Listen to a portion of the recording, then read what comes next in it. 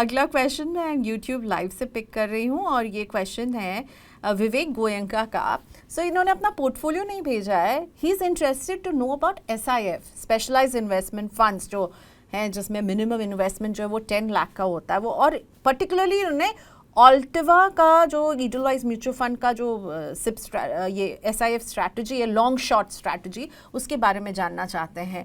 I think ऑल्टिवा का ये जो लॉन्ग शॉर्ट स्ट्रैटेजी है ये one of the biggest AUM है, क्योंकि सबसे पहले इन्होंने इस को SIF को शुरू किया है। फर्स्ट मूवर एडवांटेज ईडलवाइज को यहाँ पर मिल रहा है। तो ऑल्टिवा SIF के बारे में आप विवेक जी को क्या इन्फॉर्मेशन दे सकती हैं ताकि वो एक इन्फॉर्म्ड डिसीजन ले सकें?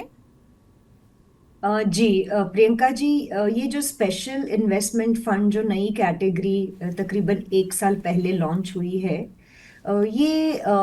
इसके बारे में मैं पहले बताना चाहूंगी, फिर मैं एल्टिवा हाइब्रिड लॉन्ग शॉर्ट फंड के बारे में बताऊंगी। तो ये हमने आज तक इक्विटी म्यूचुअल फंड स्कीम्स को या equity as a product asset class हमने लॉन्ग ही बेचा है ना। हम्म। क्योंकि जब हम रिटेल की बात करते हैं तो हमें डर लगता है कि they can never time the market. What if they are not able to do that, उनका तो पैसा प्रिंसिपल अमाउंट भी चला जाएगा और वो बहुत दुख देता है ना उनको, और इतना अच्छा एसेट क्लास जो है उनसे दूर भाग जाएंगे। तो मेरे हिसाब से ये SIF फंड जो है वो शॉर्ट के लिए भी उतना ही इम्पोर्टेंट है। और क्या होता है कि as a retail investor directly जब हम फ्यूचर्स ऑप्शंस में या अगर ये सारी चीजें करने जाते हैं तो बहुत रेयरली हम इसमें पैसा बना सकते हैं। तो ये सब चीजों को ध्यान में रखते हुए ये एक बहुत ही अच्छी नई कैटेगरी उभर के बाहर आई है। और सबसे पहले जैसे आपने बताया कि अर्ली मूवर एडवांटेज जो है वो अल्टिवा hybrid long short Edelweiss mutual fund का जो है स्कीम, उसको मिला है। और उन्होंने अभी 1 साल का परफॉर्मेंस भी रिलीज कर दिया है जो काफी सराहनीय भी है। तो लोगों को इस कैटेगरी, इस प्रोडक्ट और इस सेगमेंट के बारे में बहुत अच्छी तरह से कॉन्फिडेंस भी आ रहा है और पता भी चल गया है। अब होता क्या है कि इसमें आज की तारीख में दो अलग अलग प्रकार के ऑप्शंस अवेलेबल है। तीसरा भी है लेकिन आज तक वो कोई स्कीम आया नहीं है, तो we are waiting for that other third category.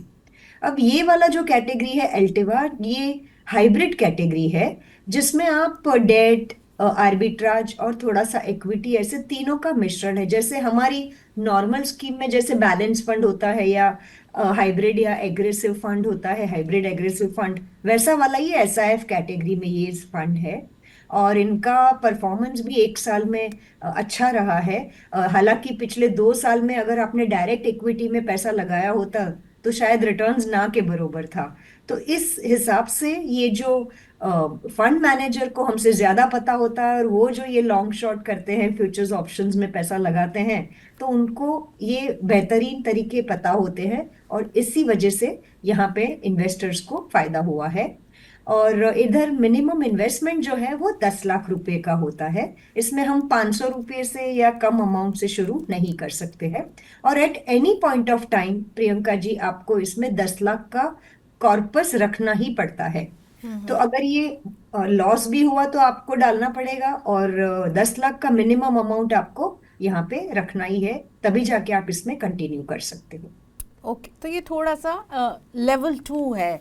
आप SIP तो भाई 500 रुपये में भी कर सकते हैं, पर SIF में 10 लाख जो है वो आपको मिनिमम इन्वेस्टमेंट अमाउंट तो रखना ही पड़ेगा। थोड़ा एडवांस लेवल ऑफ इन्वेस्टर्स के लिए है।